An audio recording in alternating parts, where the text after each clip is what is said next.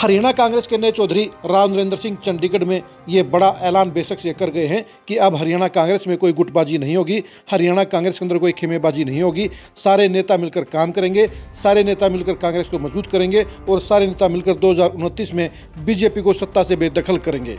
बेशक से ये बातें कहने और सुनने में बड़ी अच्छी लगती हैं, लेकिन हकीकत इससे बिल्कुल उलट है। और सबसे बड़ी बात यह है कि राव नरेंद्र सिंह खुद अपने घर में ही फंसकर रह गए हैं।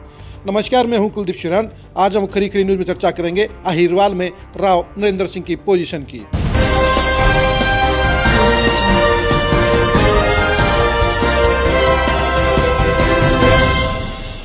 राव नरेंद्र सिंह हरियाणा कांग्रेस के नए प्रदेश अध्यक्ष बन गए हैं। उन्होंने पद ग्रहण भी कर लिया है। उनके साथ में कांग्रेस हाईकमान भी खड़ा है।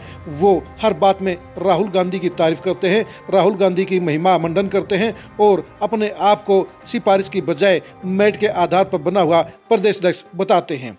लेकिन बीके हरिप्रसाद ने उनकी हवा निकालने का काम किया और ये बता दिया कि किन किन नेताओं ने उन्हें प्रदेश अध्यक्ष बनाने में सहमति जताई है।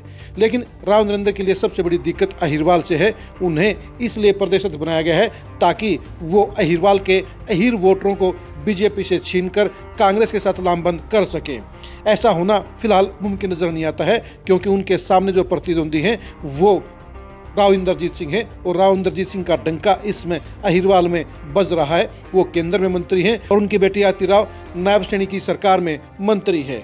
ऐसे में अहिरवाल के हालात को बदलने के लिए सबसे पहले जरूरी हो जाता है कि राव नरेंद्र सिंह के साथ कांग्रेस के अहिरवाल के सारे नेता मिलकर साथ चलें। लेकिन सबसे बड़ी दिक्कत यही है कि आज की तारीख में एक भी ए ग्रेड का नेता राव नरेंद्र सिंह के साथ में नहीं है और सारे के सारे बड़े नेता उनके खिलाफ खड़े हैं। आप खुद ही बताइए, क्या कैप्टन अजय यादव राव नरेंद्र के साथ हैं? क्या राव दान सिंह उनका सहयोग कर रहे हैं? क्या चिरंजीव राव उनको मजबूत करने का काम करेंगे? क्या मंजू चौधरी उनके साथ कदम से कदम मिलाकर चलेंगी?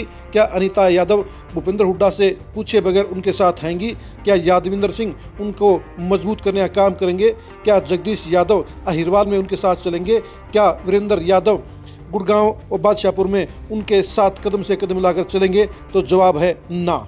ये ए ग्रेड के सारे कांग्रेस नेता अहिरवाल में आज की तारीख में राव नरेंद्र सिंह के साथ नहीं हैं, बल्कि उनके खिलाफ खड़े हैं। और यही वजह है कि राव नरेंद्र सिंह के लिए अपने ही घर में सबसे बड़ी दिक्कत है, क्योंकि अगर अहिरवाल में ही वो मजबूत नहीं हुए, अगर अहिरवाल में ही कांग्रेस मजबूत नहीं हुई, तो ऐसे में बीसी और ओबीसी वर्कर और नेता कैसे उनके साथ चलेंगे?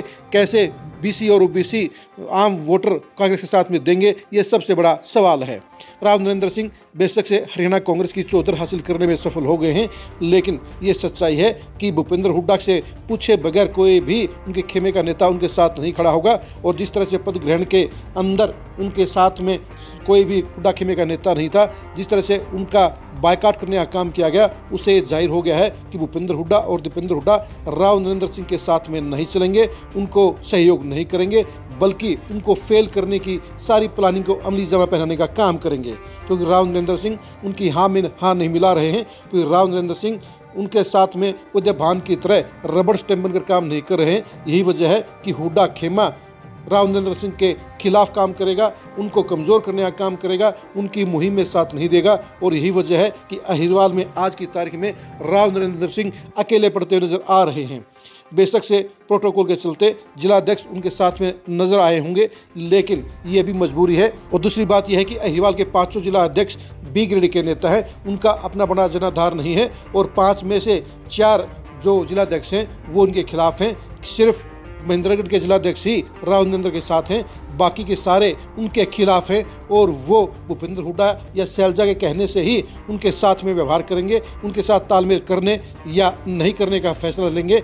यानी राव नरेंद्र सिंह अपने ही घर में चक्री में फंस कर रह गए हैं और ये चक्री तोड़ना उनके लिए आसान बिल्कुल भी नहीं है, क्योंकि जब सारे बड़े नेता उनके खिलाफ खड़े होंगे, जब सारे बड़े नेता उनके साथ सहयोग नहीं करेंगे, तो ऐसे में वो अहिरवाल में माहौल बदलने का काम कैसे कर पाएंगे? ये सबसे बड़ा सवाल है। आप अहिरवाल के समीकरणों के बारे में क्या सोचते हैं? कमेंट करके जरूर बताइए। अहिरवाल के सारे बड़े नेता राव नरेंद्र सिंह के खिलाफ क्यों हैं? इसकी वजह कमेंट में जरूर बताइए। अहिरवाल में बदलाव के लिए, पासा पलटने के लिए और राव इंद्रजीत से आगे निकलने के लिए राव नरेंद्र सिंह को क्या करना होगा, इसके बारे में भी कमेंट करके जरूर बताइए। आप अहिरवाल से जुड़ी खबरों को जानने के लिए लगातार खरी खरी न्यूज़ के साथ बने रहिए।